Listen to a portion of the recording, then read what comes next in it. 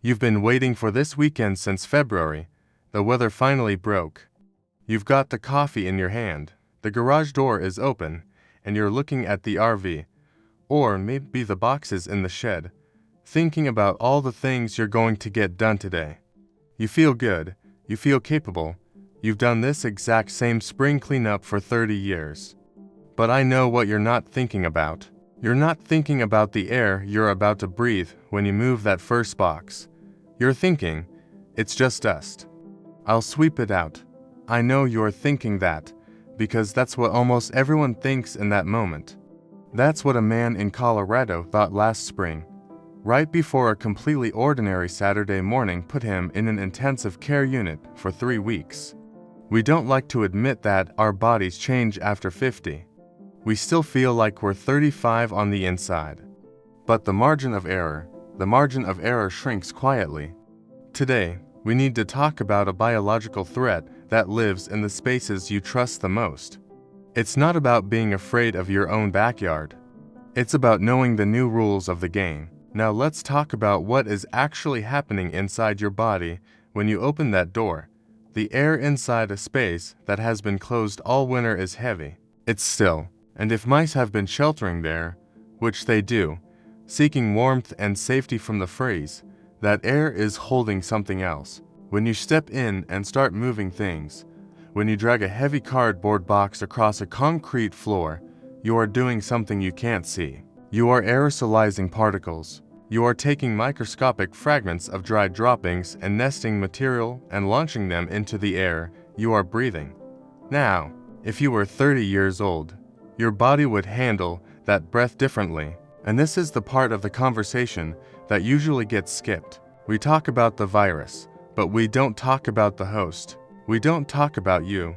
I want you to think about your lungs not just as balloons that take in air, but as a highly advanced, microscopic filtration system. In a younger body, the airways are lined with millions of tiny structures that act like a high-speed conveyor belt. Their entire job is to catch foreign particles, dust, pollen, viruses, and sweep them up and out before they can reach the deep tissue of the lungs. It is an elegant, automatic defense, but after 50, and especially as we cross into our 60s and 70s, that filtration system changes. It doesn't break, it just slows down. The conveyor belt doesn't move with the same rapid efficiency. The filters take longer to process the air. This is a natural part of aging. It means that a microscopic viral particle, one that a 30-year-old body might intercept and expel by Tuesday afternoon, has a much higher chance of slipping past the defenses in a 60-year-old body. It reaches the deep air sacs, the alveoli, the place where the real damage begins. That is the first shift in the margin of error. But it's the second shift that I really want you to understand today, because this is the one that catches people off guard. We tend to think of an aging immune system as simply being weaker or quieter. We assume that because we are older, our bodies just don't fight as hard. But the reality of human biology is far more complicated, and frankly, far more fascinating. Your immune system after 50 is just quieter. In many ways, it is actually noisier. Scientists use a term for this. They call it inflammaging. It's a combination of inflammation and aging. I want you to imagine a smoke detector in your kitchen.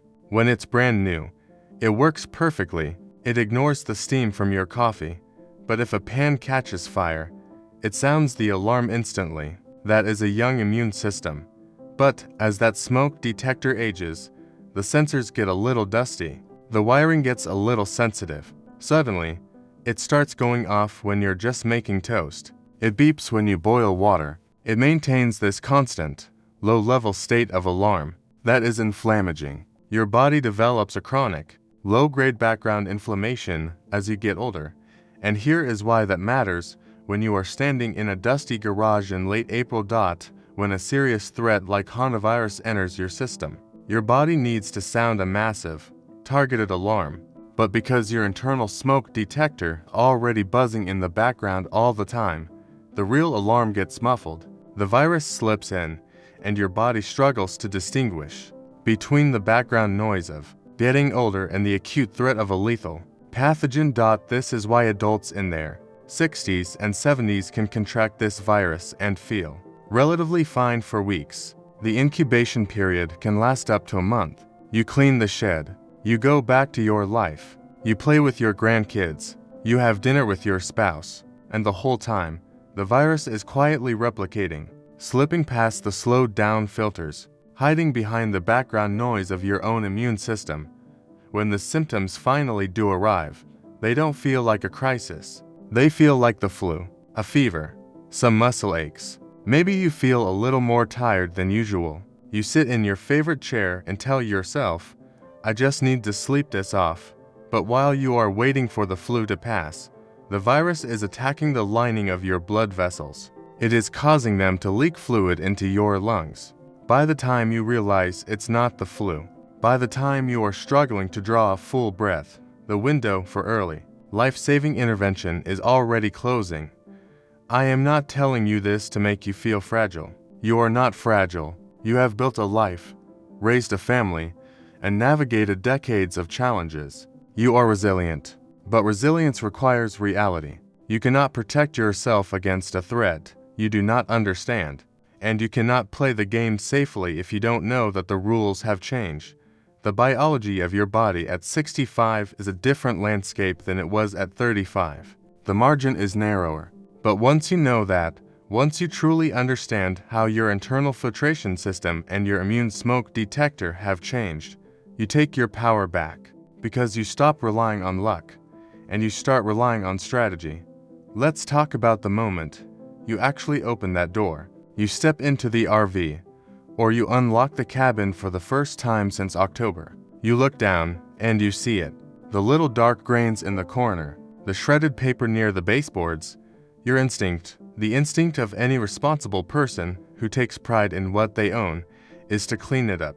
You reach for the broom. You grab the shop vacuum. You want to get the space back to normal so you can start your weekend. That instinct, that completely natural desire to put things in order, is the most dangerous thing in the room. This is what I call the cleaning paradox. The very act of trying to make a space safe is exactly what makes it lethal. When you take a broom to dry rodent droppings, you aren't just moving dirt from point A to point B, you are launching a biological payload into the air. Research shows that dry sweeping can increase your inhalation exposure risk by as much as 90%. 90%. You are taking a threat that was sitting harmlessly on the floor and putting it directly into your breathing zone. And remember what we talked about. Your internal filtration system is slower now. Your immune smoke detector is already buzzing. You do not have the luxury of breathing in a concentrated cloud of viral particles. So, what do? We changed the ritual. For 30 years, your spring ritual was sweeping out the dust. Today, we replace that with a new ritual. One that respects the biology of where you are in life right now. It starts before you even cross the threshold. You open the doors, you open the windows, and then you walk away. You go drink your coffee. You give it 30 minutes. Let the cross breeze do the work of pulling that stagnant, heavy air out of the space. That 30 minutes of waiting is the cheapest, most effective health insurance you will ever buy. When you do go back in, you don't bring a broom. You bring a spray bottle, 1.5 cups of household bleach to a gallon of water. You spray the droppings. You spray the nesting material. You soak it, and you let it sit for 5 minutes. Why? Because Hantavirus has a lipid envelope. It's a fragile outer shell. Bleach destroys that shell on contact, neutralizing the virus before it ever has a chance to become airborne. You are killing the threat while it is still pinned to the floor. Then, you wipe it up with paper towels, bag it, and throw it away. But there is one more piece to this new ritual, and it's the piece that people resist the most. You need to wear a mask. Not a cloth mask, not a surgical mask that leaves gaps at your cheeks, and a 95 respirator. I know, nobody likes wearing them. They're uncomfortable, they get hot, and there is a voice in the back of your head saying, I've cleaned this shed barefaced for 40 years and I've been fine. I hear that voice too. It's a reasonable thought. But let's look at it honestly. The reason you've been fine is a mix of luck. the specific mouse population in those past years, and the fact that your younger body had a wider margin for error. You were playing a game of probability, and you were winning. But as we age, the math changes. I want you to think about something called pulmonary reserve. Pulmonary reserve is the extra breathing capacity your lungs hold in the bank for emergencies. When you run up a flight of stairs, you tap into that reserve. When you get pneumonia, you rely on that reserve to keep you out of the hospital. By the time we reach our 70s, that reserve has naturally declined by about 35%. The bank account is smaller. If Hantavirus gets into your lungs, it causes your blood vessels to leak fluid into your air sacs. You begin to drown from the inside. To survive that, your body has to draw heavily on your pulmonary reserve. If that reserve is already depleted by age, the margin between a tough recovery and a catastrophic failure is razor-thin. And a 95 mask costs about $15 at the hardware store. A single day on a ventilator in an intensive care unit costs thousands, assuming you survive it. I'm not saying this to be dramatic. I'm saying it because I respect you enough to tell you the truth. You have spent a lifetime building your savings, protecting your family, and maintaining your property. Do not let a $15 piece of equipment be the reason you don't get to enjoy the life you've built. Before we go further, one important note: everything in this video is for educational purposes only. It does not replace the advice of your doctor. Always consult your physician for any health concerns. Your doctor knows your medical history. This video provides information. Both are important. We don't sweep anymore. We spray, we wait. We wear the mask. That is the new rule. We've talked about the physical space. We've talked about the bleach, the ventilation, and the mask. Those are the tools you use when you are standing in the driveway. But there is another layer of protection, and it is the one that almost nobody talks about because it doesn't happen in the garage. It happens in a chair, sitting across from your doctor. Before we get into exactly what that looks like, I want to pause for just a second. If you are still here with me, deep into this video, I want to invite you to subscribe to our channel and join us every day. You are exactly the kind of person we make these videos for. Someone who doesn't turn away from the hard realities of getting older, but faces them head-on to protect the life you've built. We are building a community of people who take their health seriously, and we would be honored to have you with us. Now, let's get back to it, because what I'm about to tell you is the single most powerful thing you can do to protect yourself, and it costs absolutely nothing. I call it the seasonal health passport. It's not a physical document. It is a specific, deliberate conversation you need to have with your primary care physician before the spring cleaning season even begins. A recent survey found that fewer than 8% of adults over 65 have ever discussed zoonotic diseases that jump from animals to humans, with their doctor. Fewer than 8%. That is a massive blind spot in our healthcare system. When you go in for your annual checkup, your doctor checks your cholesterol, your blood pressure, and your blood sugar, but they rarely ask if you are planning to open up a hunting cabin in Wyoming next month, or if you spend your weekends restoring old cars in a dusty barn. They don't know your exposure risk unless you tell them. Why does this matter so much? Because of the medications you might already be taking. Many of us over 50 are on daily prescriptions, certain blood pressure medications, specific antihistamines, and especially corticosteroids used for joint pain or asthma. These drugs have immunomodulating effects. They quietly suppress your immune response. When you combine those medications with the natural inflammaging we talked about earlier, your vulnerability profile changes dramatically. Your doctor needs to look at your specific medication list through the lens of potential Hantavirus exposure. But there is an even more critical reason for this conversation. It is about establishing a baseline on your medical chart. I want you to imagine a scenario. It's mid-May. You wake up with a fever of 102. Your thighs and lower back are aching so deeply you can barely stand. You feel dizzy. You go to the local emergency room or urgent care clinic. If you walk in and say, "I have a fever and my body aches," The triage nurse writes down flu-like symptoms.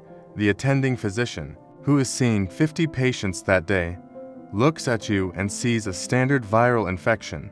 They might tell you to go home, rest, and drink fluids. But remember the timeline. By the time you feel those aches, the virus is already attacking the lining of your blood vessels. The window for supportive care is closing fast. Now, imagine the exact same scenario, but you know the rules of the game. You walk up to that triage desk and you say, "I have a fever and body aches, and 3 weeks ago I was cleaning out a shed with active rodent droppings. I need to be evaluated for Hantavirus." That single sentence changes the entire trajectory of your care. It stops the doctor from assuming it's the flu. It prompts them to check your oxygen saturation more aggressively, to order a chest X-ray immediately, and to monitor your blood work for the specific platelet drops that indicate Hantavirus pulmonary syndrome. There is a generational habit we need to break here. Many of us were raised to be good patients. We were taught to sit quietly in the exam room, answer the questions we are asked, and not make a fuss. We don't want to sound alarmist. We don't want to be the patient who Googled their symptoms and is now telling the doctor how to do their job. I need you to let go of that polite conditioning. When it comes to a pathogen with a fatality rate this high, being polite can be fatal. You are not telling the doctor how to do their job. You are giving them the critical context they need to do their job effectively. You are the only person who knows where you were breathing 3 weeks ago. You are the only expert on your own recent history. In medicine, the right answer depends entirely on asking the right question. In a busy emergency room, you cannot wait for them to ask the right question.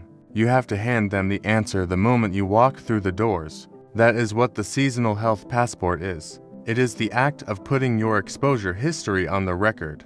It is telling your primary care doctor, "Put it in my chart that I work in high-risk environments."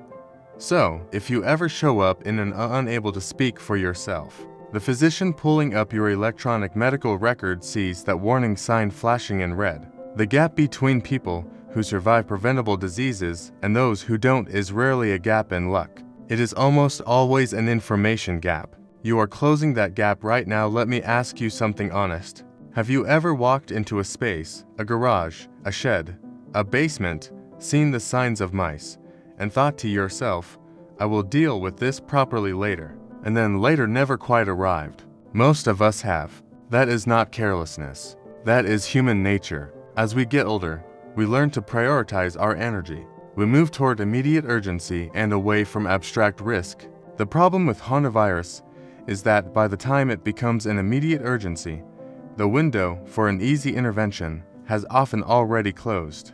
We have talked about the physical ritual of cleaning. We have talked about the medical ritual of the seasonal health passport. But there is a third pillar to this framework, and it is the one that requires the most patience, which is exactly why it is the one most people ignore. I am talking about structural exclusion. Notice I didn't say setting traps.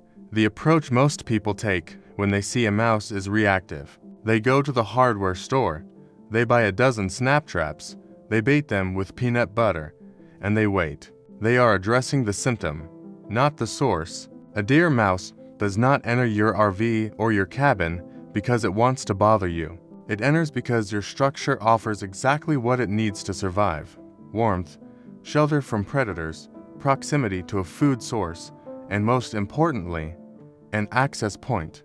And here is a biological fact that should change how you look at your property.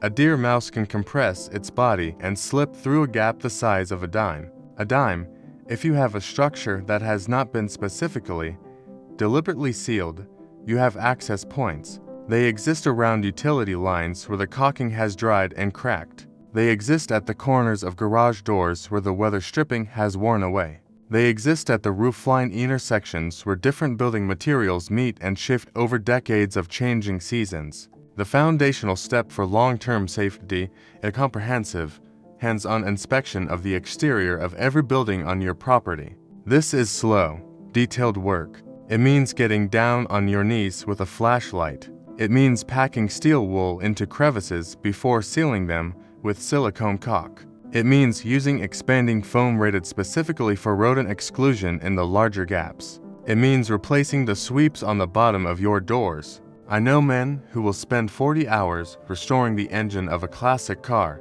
but won't spend for hours sealing the garage where that car sits.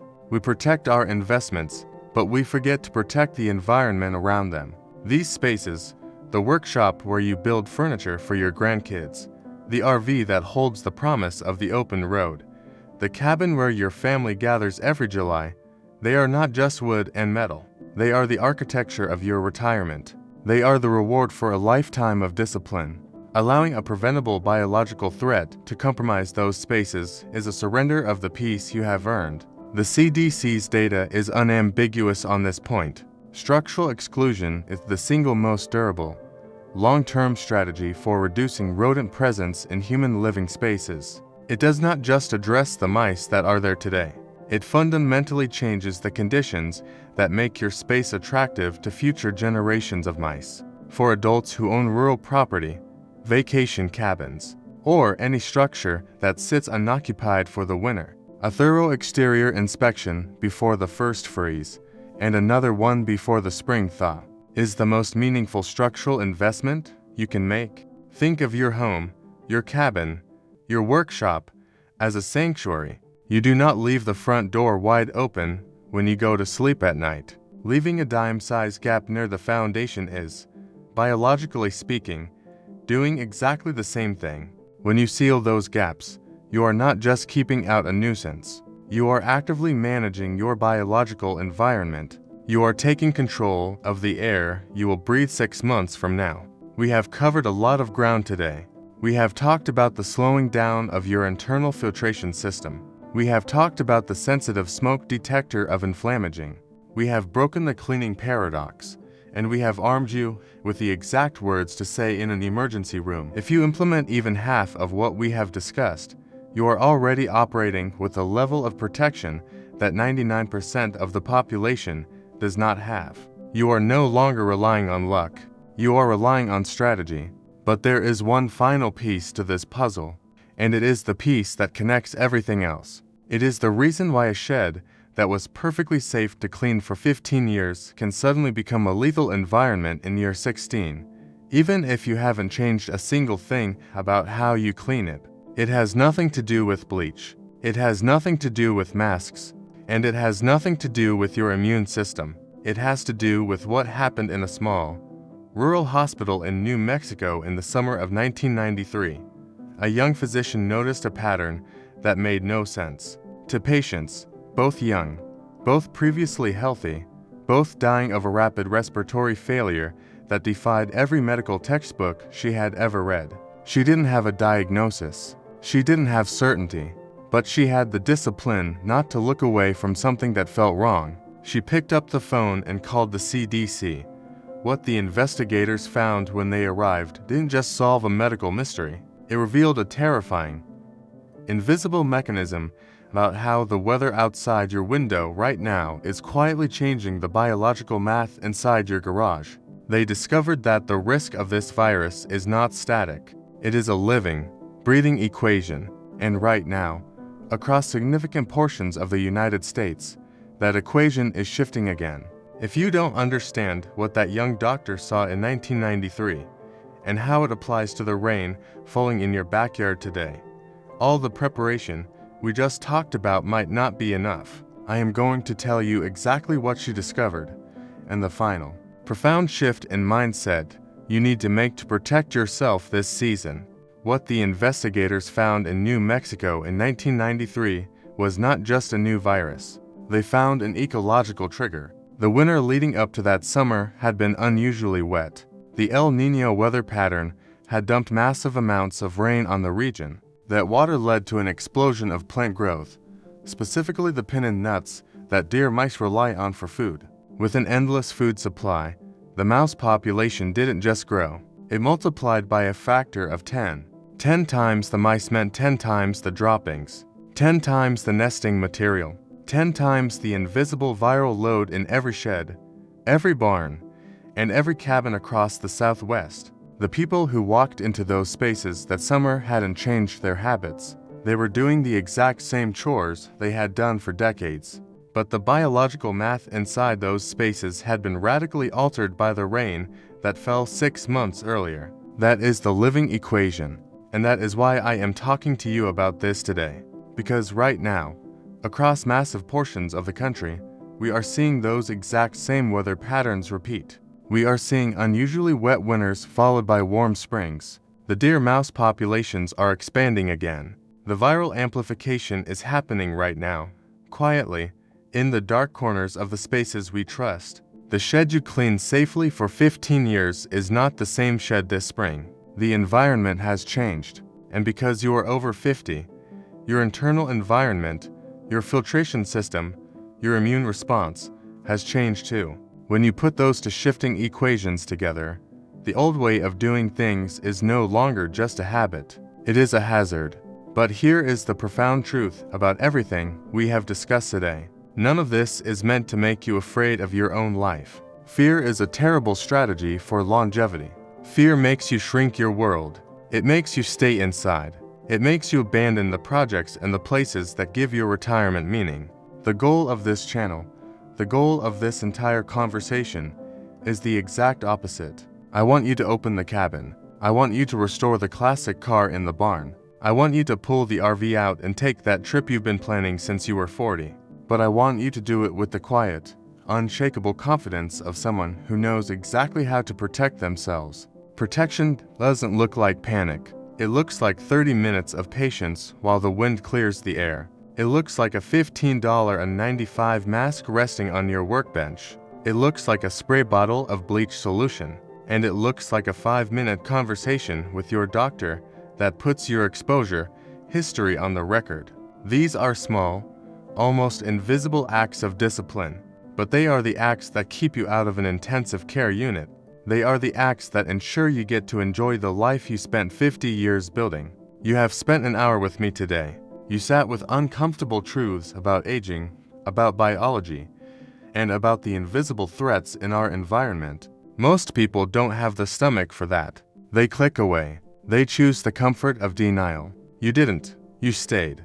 And that tells me everything I need to know about the kind of person you are. You are the kind of person who protects what matters. As we close today, I have a specific request. If this conversation gave you something real, if it changed the way you look at that closed door in your backyard, I need you to share this video. Not just on a timeline, but directly. Send it to 5 people you care about. Send it to your brother who owns the hunting cabin. Send it to your friend who spends his weekends in the wood shop. A text message takes 30 seconds, but the information inside it could be the most important thing they receive this year. If you haven't already, subscribe to the channel. We are building a community here based on truth, not hype. And finally, I want to hear from you. Leave a comment below. Tell me honestly, what was the single piece of information today that made you stop and think?